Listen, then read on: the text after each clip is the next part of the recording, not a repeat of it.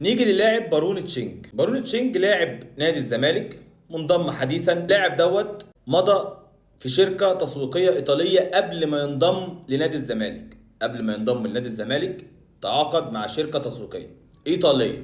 انتوا عارفين الإيطاليين أصلا ما بيسيبوش حقهم. المهم، الشركة كانت هتسوقه لنادي في الدوري السويدي.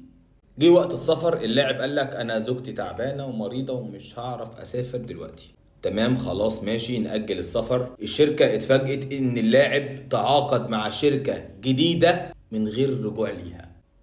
تاني اللاعب تعاقد مع شركه من غير الرجوع ليها. الشركه دي اسمها ويسترلاند جروب. تمام، ويسترلاند جروب. الوكاله دي برضو شركه تسويقيه.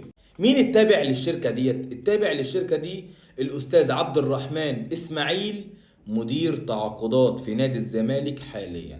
مدير تعاقدات في نادي الزمالك حاليا. الورق ورقنا والدفاتر دفاترنا واحنا شغالين في نادي الزمالك يا باشا، زي الفل زي الفل.